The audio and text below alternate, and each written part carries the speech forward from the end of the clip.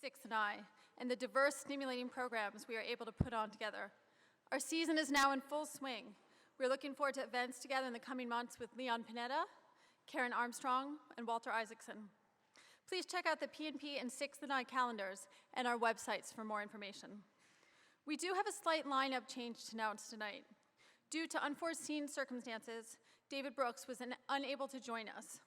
However, Walter Mischel is thrilled to be joined by Dr. Angela Lee Duckworth. Dr. Duckworth is an associate professor of psychology at the University of Pennsylvania and a 2013 MacArthur Fellow. She works on non-IQ competencies, including self-control and grit, which predict achievement, and her TED Talk on grit has been viewed over 5 million times. She brings a crucial perspective to our conversation tonight about self-control and willpower with the world's leading expert, Walter Mischel. Walter Mischel is the Robert Johnson Niven Professor of Humane Letters in the Department of Psychology at Columbia University. He was elected to the National Academy of Sciences in 2004 and to the American Academy of Arts and Sciences in 1991. In 2007, he was elected president of the Association for Psychological Science. He is past editor of Psychological Review and past president of the American Psychological Association, Division of Social and Personality Psychology, and of the Association for Research in Personality. He is, as Stephen Colbert so beautifully put it, an egghead in more than one way. He is also, as of this afternoon, a New York Times best-selling author. In his groundbreaking work over the past 50 years, which he details in the Marshmallow Test, Mastering Self-Control, Walter Mischel has taken a seemingly simple psychological task, asking a seemingly simple question: can you wait 20 minutes to eat a marshmallow in order to get 2 marshmallows? And from this, he's summoned an ocean of information and realization. Through his work, he's come up with an unrivaled arsenal of self-control techniques that can be mastered and applied to challenges in everyday life. Indeed, when reading his wise, delightful book, I was most surprised by his great compassion towards the foibles of human nature. Walter Mischel's elegant writing is informed by many years of clinical trials and studies in personality structure. But what makes it so resonant is his acceptance of our imperfections and his abiding belief in the capacity for human growth and change, which I'm certain will come through tonight. Please join me in welcoming to the stage Angela Lee Duckworth and Walter Mischel.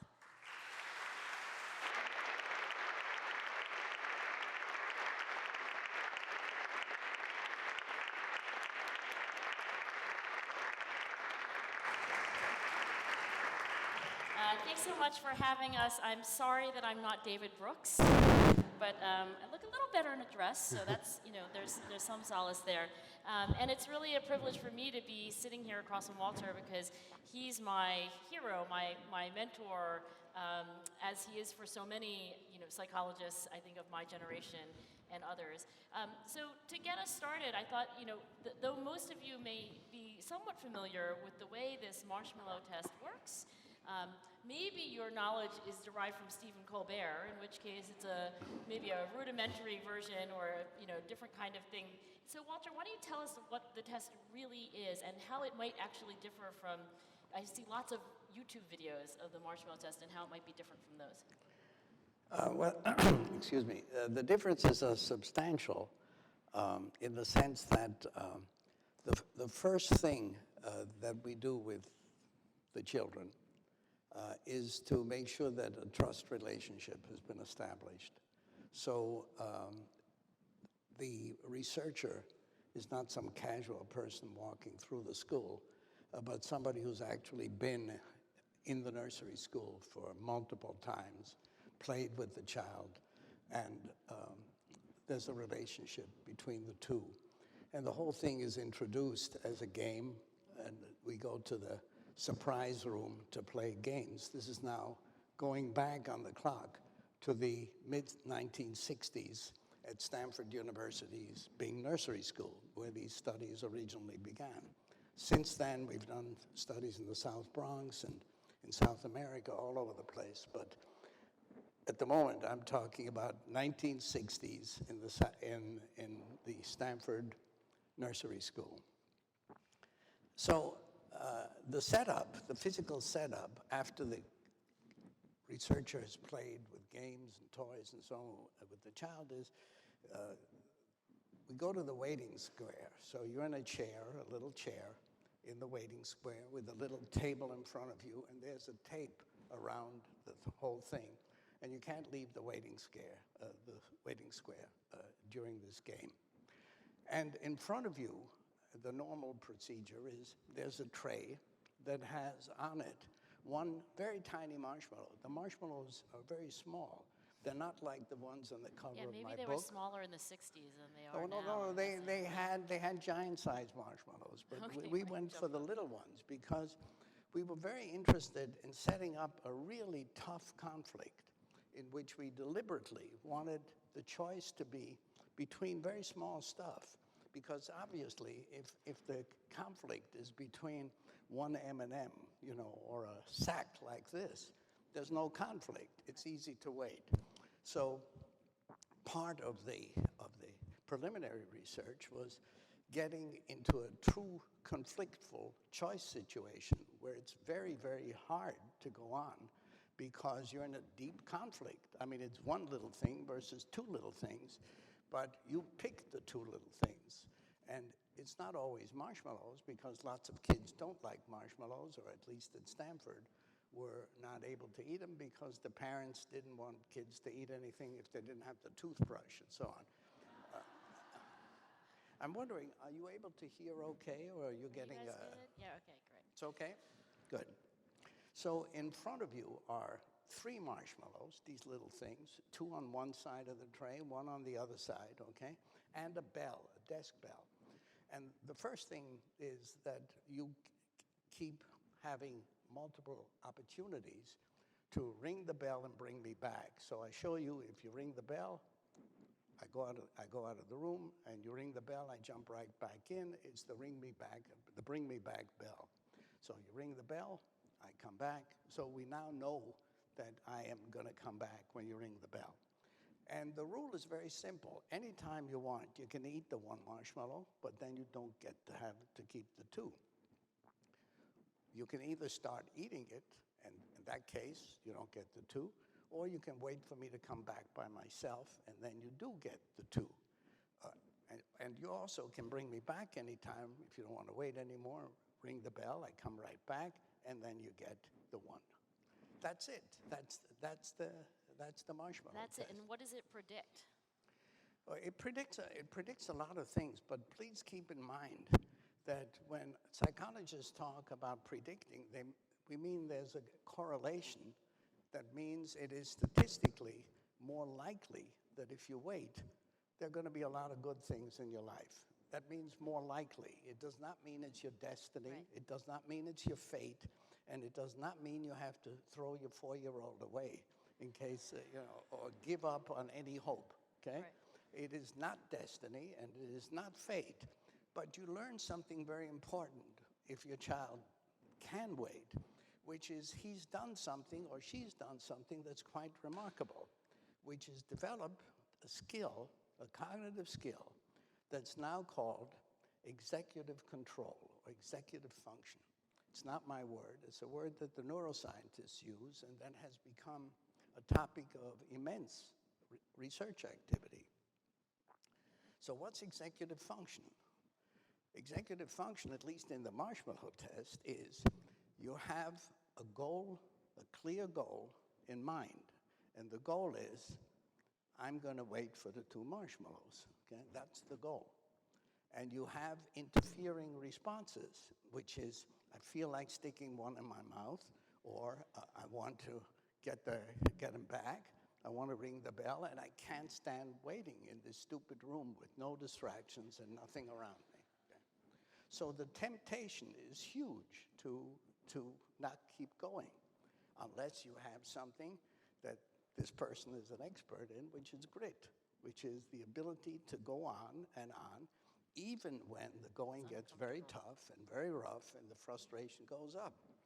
So if your child is good at this, you know that she's able to keep the goal in mind, she's able to inhibit the interfering responses, and to do a third thing that's very important, which is to use the attention regulation centers, the attention control centers in the prefrontal cortex in order to both monitor her progress towards that goal and to use her imagination and her attention regulation to make this thing not the awful pain that it otherwise would be, to make it effortless by transforming the situation from the awful business of waiting for two little insignificant treats over here, and instead turn it into something that is manageable. For example, by starting to invent little songs to sing to yourself. Oh, This Is My Home in Redwood City was a favorite melody.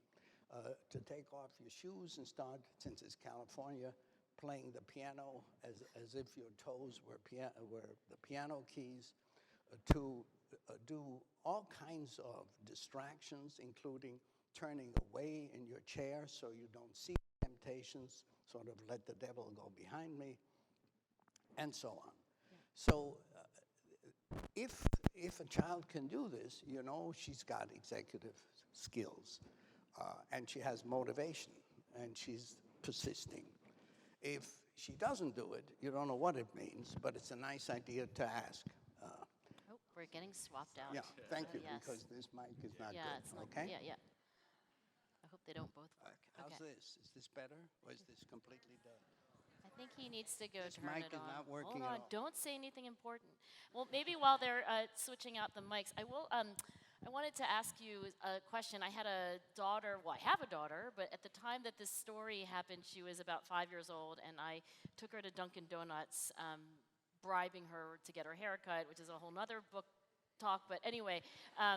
And we're coming out of Dunkin' Donuts, and she's swinging her bag with the donut in it.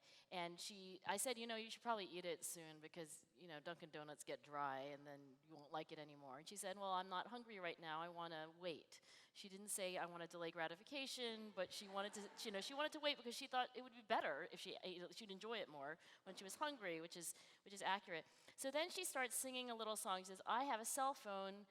Mommy, I have a cell phone. Mommy bought me a cell phone. So, and talk to me about that, because my jaw was on the floor. I said, God, that sounds like what Walter and Mischel found in terms of kids changing things in their head, in this case to make it inedible, right? Yeah. Is this working now? Now it is. Another example of what Angela is talking about, which we found in the research, is that in this particular case, a little girl waiting for the marshmallows rang the bell within about less than a minute. And then we tried something. We did a series of experiments, and one of the ones that began with this example was we suggested to her before leaving the room, if you want to, when you want to, you can make believe it's not real, that it's just a picture. You know what a picture is. And the child said, yeah, it's something with a frame around it. And we suggested, yeah, if you want to, while you're waiting, you can just put a frame around it in your head. The child waited 15 minutes. When I asked her, how come you now could wait so well? She said, well, you can't eat a picture. This actually was a very important insight on the basis of which we began a whole series of studies to try to understand something that Freud worried about but didn't quite know how to get at. And that is, how does the mental representation of an object of desire, in Freud's case, not two marshmallows, but the mother's breast, how does the mental representation of the object of desire influence our ability to bridge time? That is, to actually not be in the moment, but to be oriented to something that's in the future. And that's a fantastically interesting question that really got me started on all of this stuff in the 1960s, because it was a time of pure behaviorism, and nobody really was interested in how the mind works.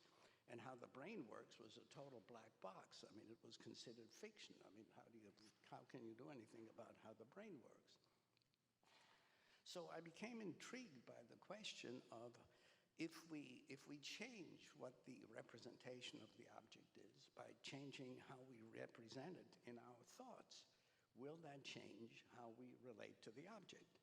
And we did a series of experiments to test that idea. And we found that the important thing is not what's in front of the child.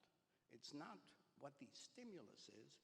It's how the stimulus is appraised or represented or construed. Those are the words that are used for it currently. But essentially, it's on what it means to you. And I mean, the anecdote for myself for changing the meaning of a temptation, in my case, for example, chocolate mousse. I can easily go into a restaurant anytime with a resolution, no dessert tonight. And then the experience that I regularly have is that, unless I do something about it in advance, is that the moment that the waiter comes with the dessert tray and it's flashed under my nose, it soon winds up in my mouth, unless there is a very specific, what's now called implementation plan, if-then plan, where I have already rehearsed for myself a very specific plan that says, when the waiter comes with the dessert tray, I will order the fruit salad.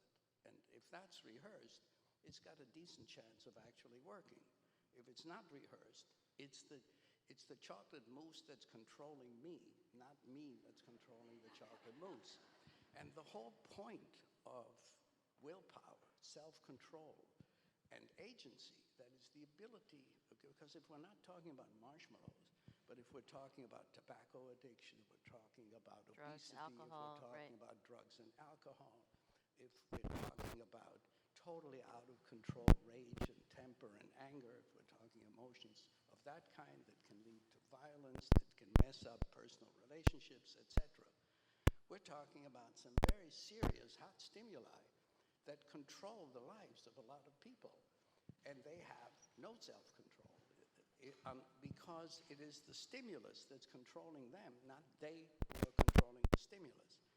But the wonderful thing that human beings have, in addition to having a limbic system or a hot system, which is the part of the brain that's the earliest in human evolution, and we also have something that came along a lot later in evolutionary time, namely the prefrontal cortex, and particularly the attention regulation areas of the prefrontal cortex. So with that, we are able to shift and change how we think about these temptations. So let me, I'm going to give you one more example, right. if I may, to go back to me and the chocolate mousse problem. Yeah. Which is, it becomes enormously easy if I think to myself that perhaps while it was in the restaurant kitchen, the chocolate mousse, I live in New York where cockroaches are a very serious problem. Not in D.C. though. Perhaps the cockroach had a little breakfast before on it. It's possible. And it's amazing how quickly the temptation turns into something that you're not interested in. The point of the example is only that we have the capacity to change what stimuli mean to us. 30 years ago, I developed a gluten intolerance. I was going to ask you that. For someone who was born in Vienna, that's a very serious problem because I really love pastries. I love pasta. Croissant, baguettes. There are these fantastic, croissants, and I don't want to go into the details. Yeah, let's not go there. I think we're going in the happens wrong direction. What happens if you have a gluten allergy is you can't eat this stuff anymore. Right. But it's not so bad because with a gluten allergy, at least the variety of it that I had, the feedback is pretty close to immediate. That is, you develop, in my case, a horrendous itch, so it's as if acid was all over you. And that's not nice. So it turns the temptation into something that is easily represented, not as a temptation, but as a poison. Yeah. So if you're thinking about it as a poison, it's over. Nobody eats poison unless they're really suicidal. So changing the representation of what this stuff means to us gives us an enormous power and a freedom. the implication is not go live a life of self-control, because a life full of self-control, it seems to me, is as sad as a life that has no self-control in it. But being able to make the discrimination of when you want to and need to, and being able to have the skills that allow you to actually bring it off is what I think is so fundamental. Sorry, I didn't mean No, to that make was you good speak. because I was going to ask you, 4-year-olds are much better, it seems to me, at pretending that, this banana is a telephone and that marshmallow is a picture and this donut is a cell phone. I mean, I told the story of the Dunkin' Donuts donut that became a cell phone to the same daughter who's now 11, and she couldn't believe it. And I said, yeah, that's exactly what you said, and you said, Mommy, you can't eat a cell phone. And it's interesting because now at age 11, she finds it incredibly hard to do something like that mental work where, this is a rocket ship and I'm a captain and so forth. It seems like you've been able to do that to some degree with chocolate mousse and with, wheat products and so forth. But I guess I have a very particular context in which we can talk about this. What about students in school? So a recent poll found that kids would rather take out the trash or eat broccoli than do their math homework, which means it must be pretty bad. And if it's true that they need self-control to actually do their homework, which is better for them in the long run, not as fun as Instagram, not as fun as texting, what should kids do? What advice is there to take from these marshmallow studies for your average 6th grader? Well, I think there's a tremendous amount that follows from it, but I think it's also important when you think about the kind of problem that you're raising to realize that there are two aspects to helping a child to study math. Okay? The first is she has to have the cognitive and emotional regulation skills to actually execute executive function, to have executive control. But you can have those skills and have zero motivation to use them. And particularly when topics are framed, particularly when topics are framed like math is often framed, then instead of being something that one wants to do, it becomes something that one hates to do. And I think it's a real failure of education when that occurs. So the representation of what homework is Yes. should not be homework is a burden, but whatever. Homework is an opportunity, homework is practice, homework is training. Homework is a route to making a life that will have certain advantages to it. And homework is a choice that a child needs to want to make. Right. And child rearing and schooling needs to take that into account. That is, I'm a strong believer that a large part of education and parenting is helping kids to find what is intrinsically motivating for them, whether that's math or whether that's playing the piano or whether it's playing soccer or whatever it is. And to have experiences in which they realize that they can have mastery experiences with effort. That is, with effort and with practice. And that without that, it's a matter of really trying to bribe or trick or push or force people into doing things they don't want to do, which it seems to me is quite alien to what either parenting or education should be. Or your work. In your book, you talk about the KIPP charter schools, and recently there have been contrarian views saying that the KIPP charter schools are not teaching self-control. In fact, they're teaching the opposite in a way, which is, kind of compliance without any autonomy. I wondered what you've been to the schools, you talked to the students there. So what's your reflection on what those schools are doing? Well, they're doing a lot of things, and I think some of it does, in fact, involve something like discipline or compliance, is the negative word for discipline.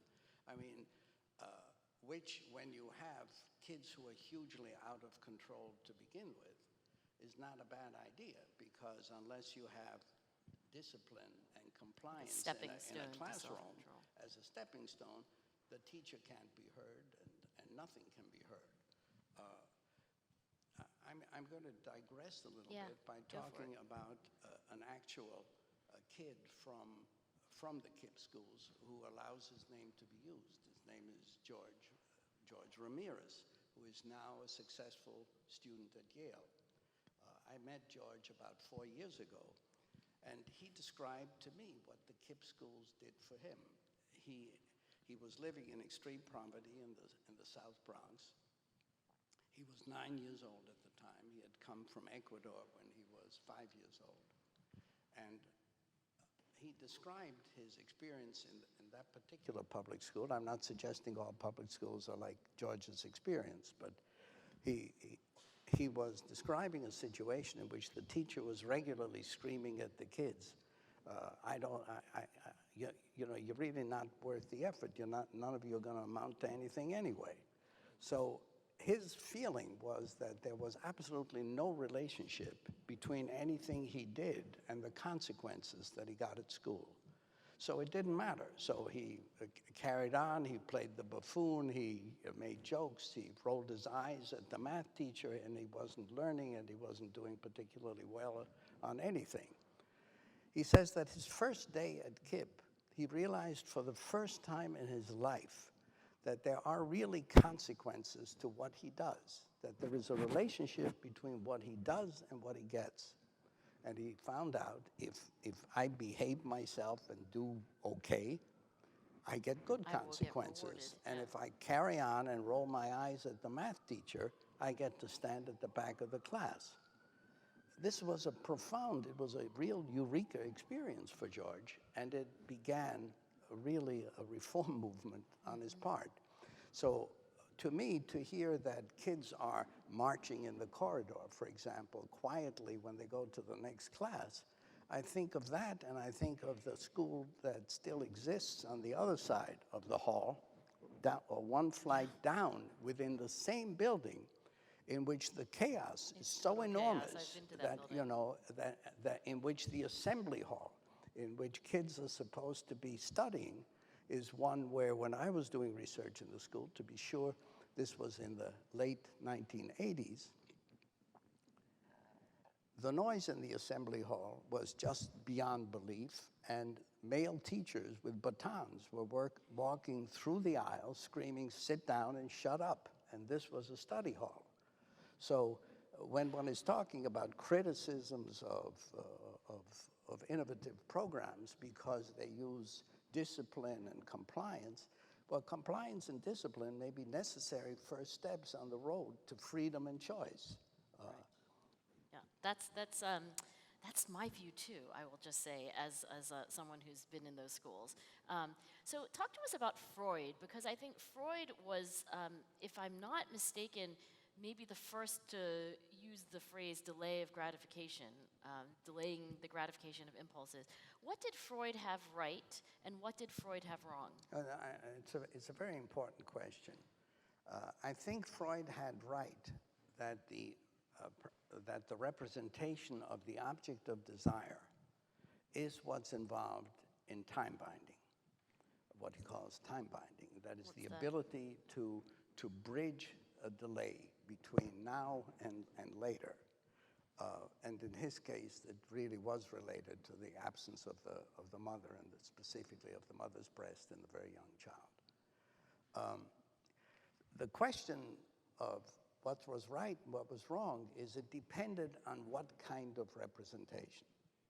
So if the representation is a cool representation, that is where the representation of the cookies or the marshmallows and so on is in an abstract way, as if it were a picture with a frame around it, in a cool way, which means a representation that's actually already being seen by the developing cool system, by the emerging prefrontal cortex, then yes, that's very, very helpful, because that allows you to have the goal in mind.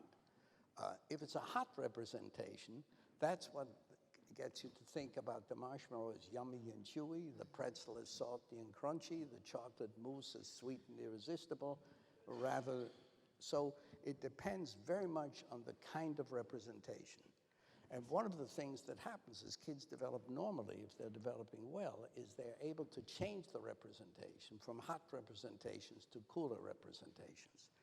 The advantage of that is it allows the part of the brain that is able to really think creatively, think the way you're describing your daughter, and do things like pretend play, do things like having empathy for another person, which is all part of the development of this cool system that can then be used to make a much richer and more free, I think, life.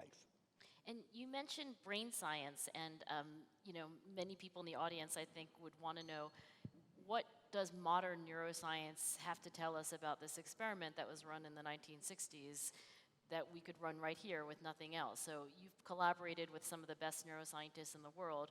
What have you learned?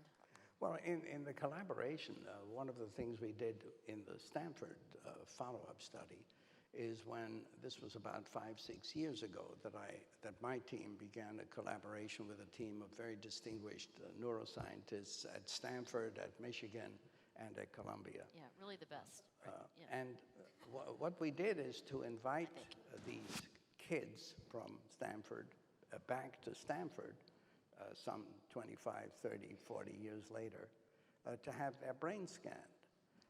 And what we found were interesting differences between those who had had a trajectory of consistent self-control over the years that we were studying them compared to those who had a trajectory of relatively consistent low self-control. And the differences were in the areas of the brain when they were looking at temptations and trying to stop themselves from looking. They had a much harder time. And the areas having to do with addiction and with really with appetitive problems were far more active.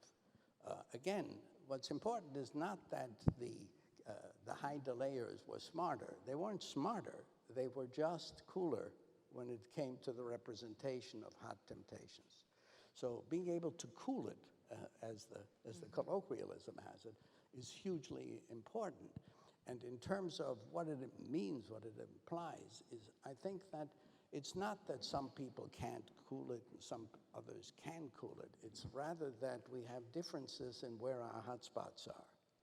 And what is very important when we are trying to change ourselves or when we're trying to help our students or our children to do better is to identify where the hot spots are. Because one of the things that we found in studies, for example, in a camp in New Hampshire, not at all connected to either Stanford or the South Bronx, is that this was a place in which kids who, young teenagers, kids who sort of, starting at 7 already, but going all the way up to 17, were having problems particularly dealing with their own aggressive feelings, with their tendencies to be quite acting out aggressive. Violent, yeah. And or to already be developing feelings of depression and withdrawal. So these were kids who were on the edge, what's called high risk. They were high risk with regard to these kinds of emotion control, emotion regulation problems. And to give you an example, which I talk about in the book, take 2 kids, Anthony and Jimmy. They have the same overall level of tendency to become angry and aggressive and to act out. But where they do and when they do is completely different. So that in the case of Anthony, his problems are entirely when peers are approaching him. In the case of Jimmy, his problems are entirely localized when he's dealing with adults who are warning him or giving him time out. So while the mean levels, the average levels are indistinguishable, the places where the hot spots are triggered, the places where the person goes out of control are highly contextualized and highly specific. Now that's not news when you read the newspapers, and realize that, that a president, a judge, a golf star, who shall remain you know, nameless, you but know. got into a lot of trouble for not having enough self-control. Yeah, yeah. But it So- was also Tiger Woods. Exactly. But anyway, yes, so, right, yeah. exactly. So that each time the newspapers tell the story, it sounds as if, how could this happen? But it actually happens to all of us. I don't think it's confined to people who are in newspaper headlines. So part of we the have our yeah. individualized hotspots. So part of your prescription then, right, the practical recommendation is you have to know what your own Achilles heel or hotspots are, the things that are most tempting for you, which Yeah. may not be tempting for other people. Yeah, I mean, for example, in one of the studies that I thought was particularly interesting, that Yuichi Shoda, my colleague, published not very long ago, he was looking at people who are experiencing high levels of stress. So they're really they feel themselves to be living under high stress. On close analysis, for example, Jenny, to take one particular case, high stress, but only in one kind of situation, which is when she felt excluded and rejected. So you immediately have a diagnostic basis. You have a beginning. You see what the stress reactions are really about, which you don't have when you're simply looking at overall without the contextualization. So the point that I'm trying to make is that we are organized in ways that are highly context dependent, and therefore to understand how we're going to help our children or help ourselves is figure out the context in which, the specific context in which you need to focus. For that child. And yes, for that child, child. or for that me, or for that Or you, yeah. at which the effort needs to be directed.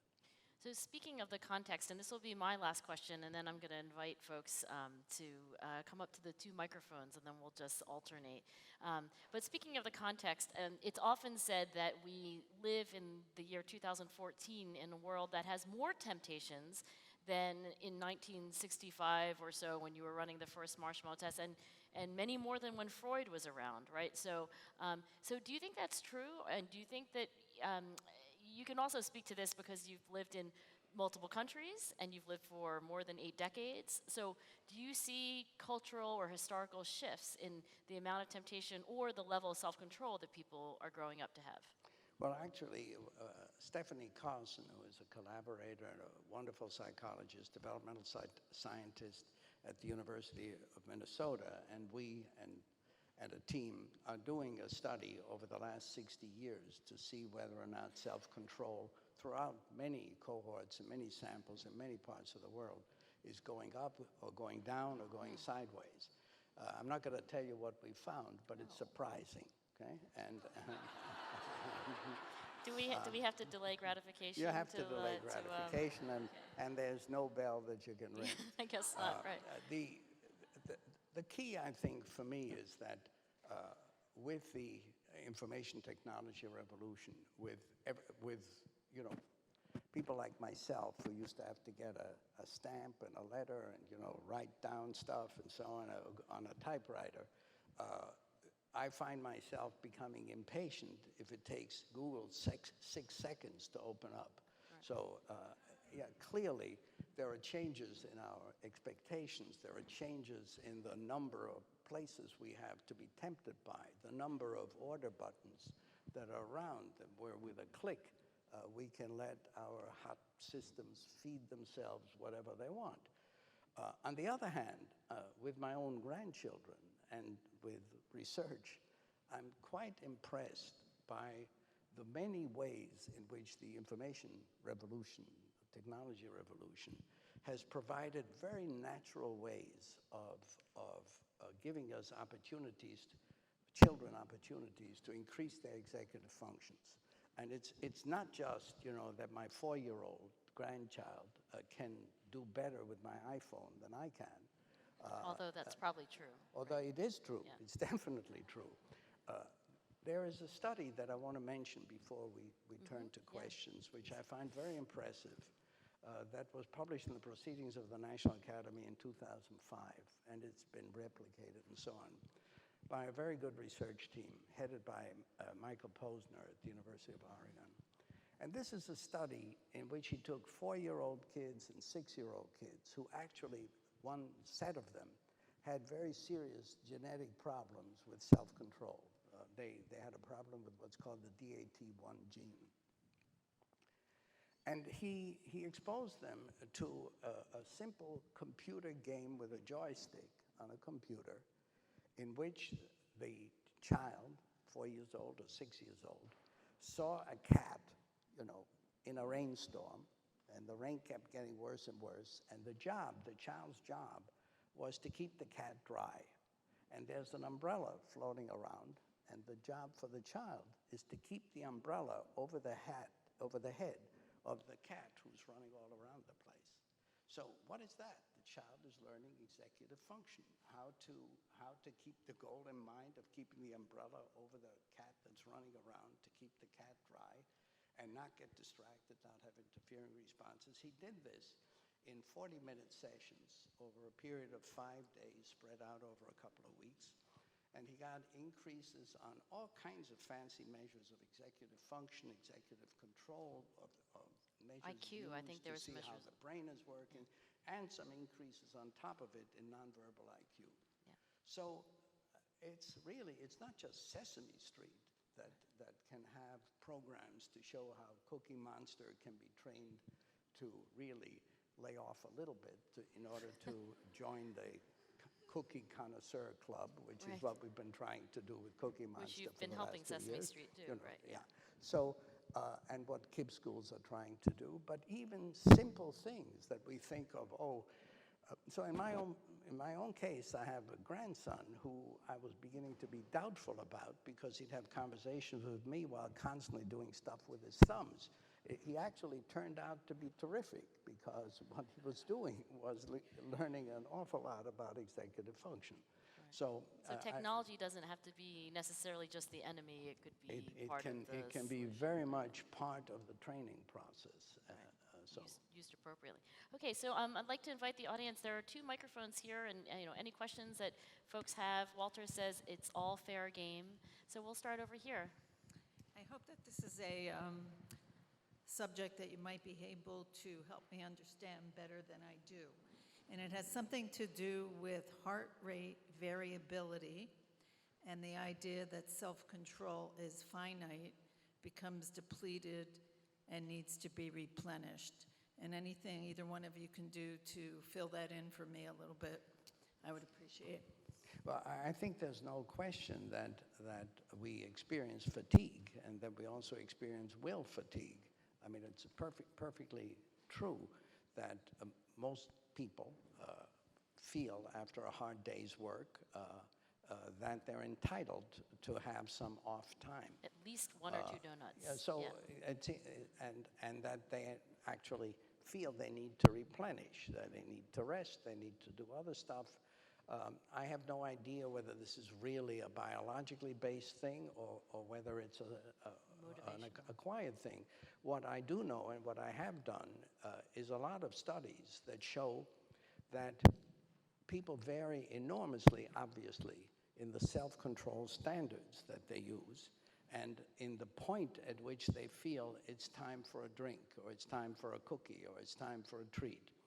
And that if we want our children to be a little tougher on themselves in terms of the standards they use before they feel it's time to chuck it, that's something that is heavily influenced by the standards we use ourselves. That is, we are models for our children, and other children are models for our children. And the standards that we use in terms of when is it time to knock it off? When is it time to go to sleep? When is it time to get up? How much effort do you put out? I mean, you're looking over here at a woman who seems limitless in the amount of energy. No, I'm really that tired she right expends, now, actually. But obviously, fatigue is real.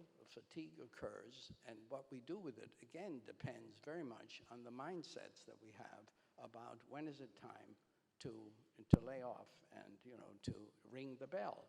What I want to make very clear is nothing in what I have ever advocated suggests that life should be full of self-control or full of willpower.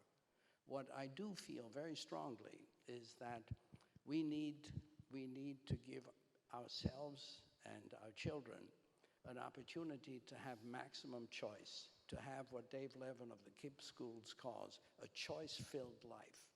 And unless they know how to delay gratification and take the future into account and control themselves, they can't have a choice-filled life.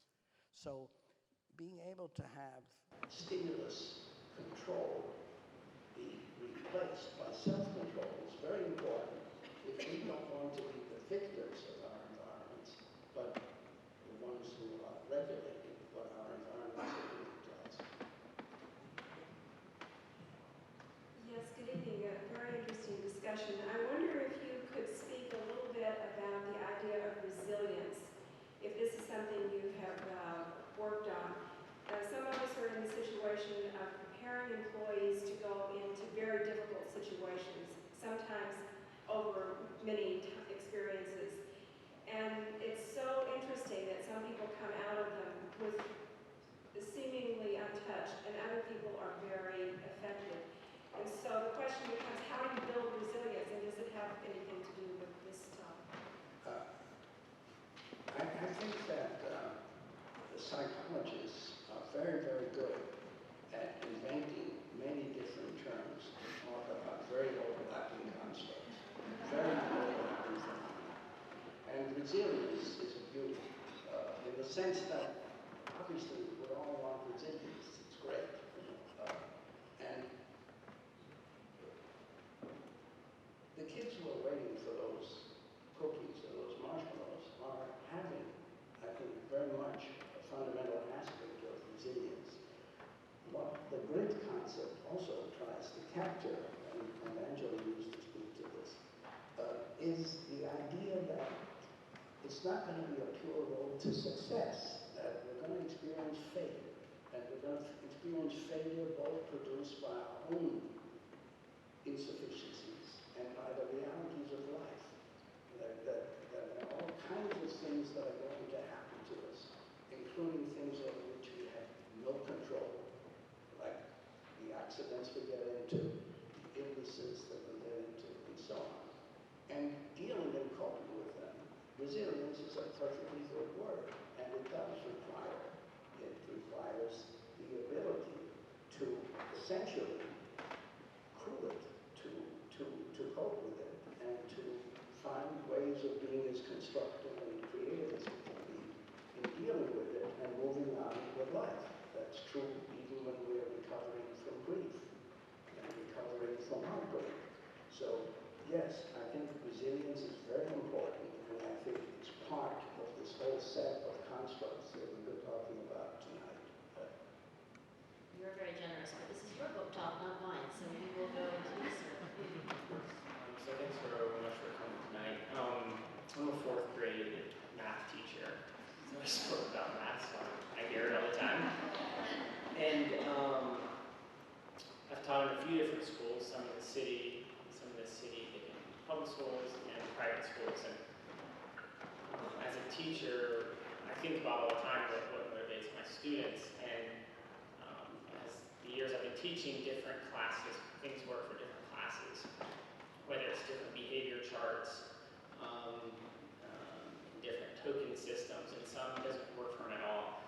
I was in my class the other day and saw a language teacher using something called, first time I've seen this, called a Class Dojo. I don't know if you've heard of it. It's an application where the teacher has in their hand an iPad, and it has an icon or an avatar for each student.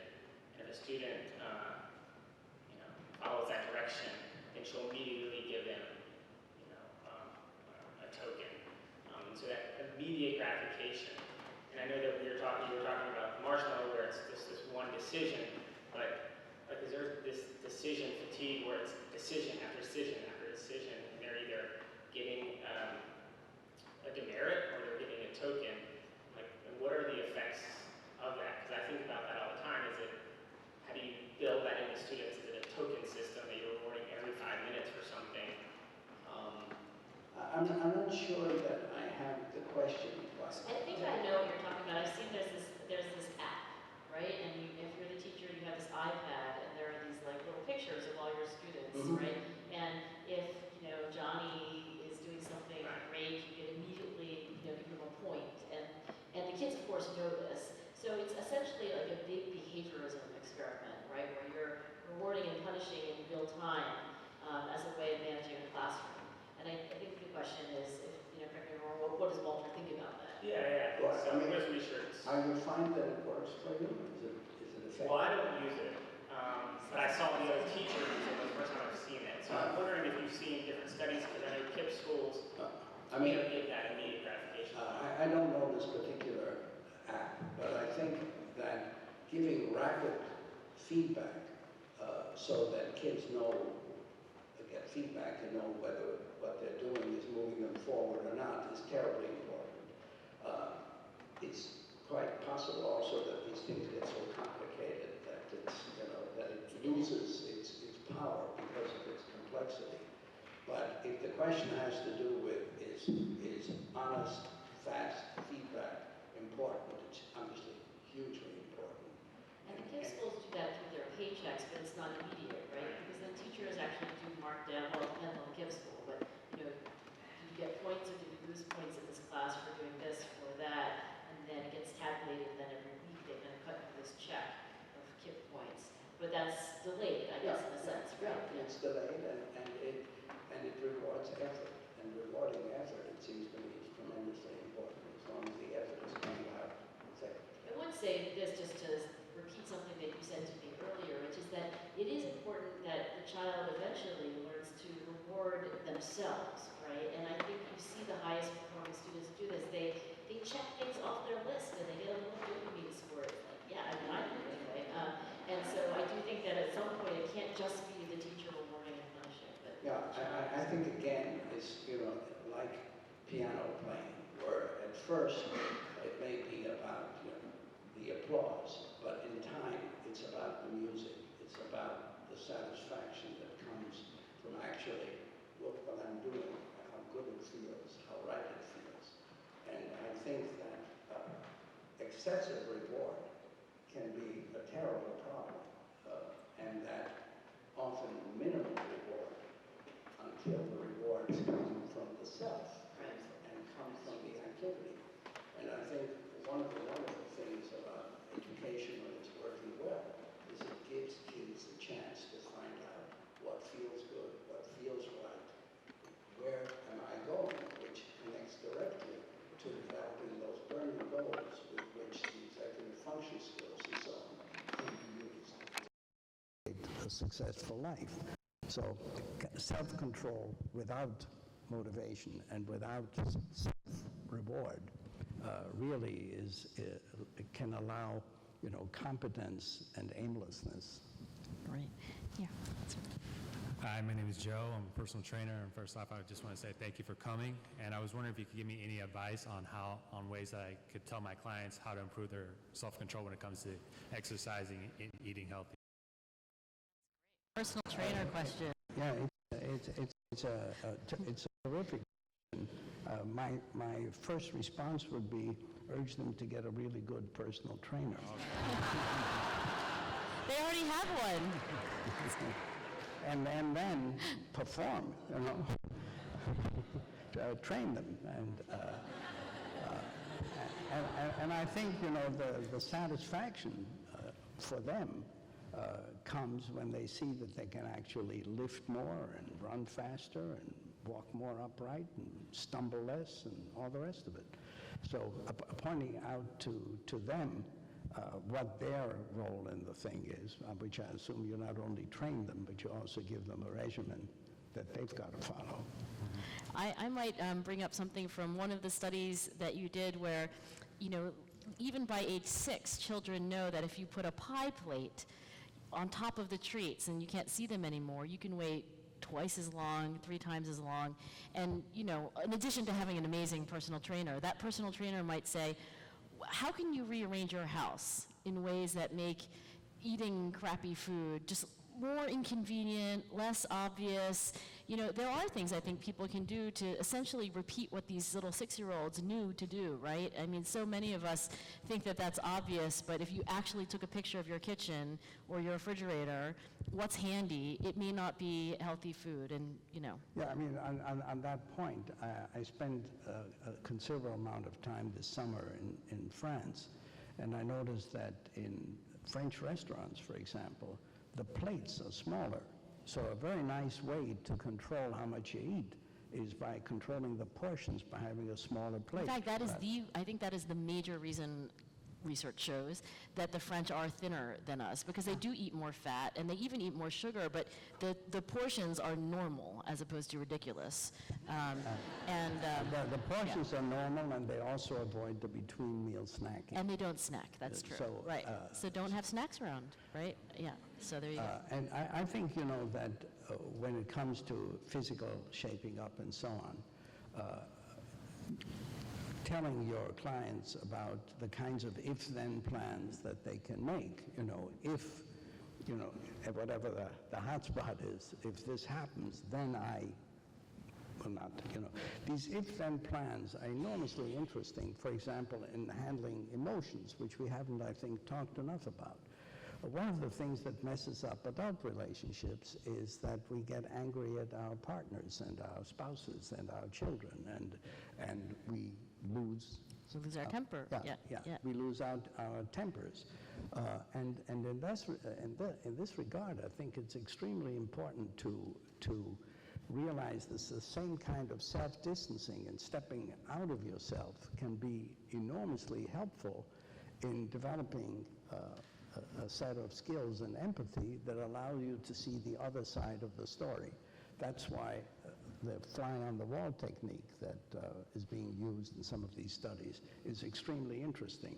So you can also have your clients thinking about themselves as if they were a fly on the wall, looking at what they're doing and evaluating it from the perspective of not themselves, but somebody else. That fly looking at them for some distancing.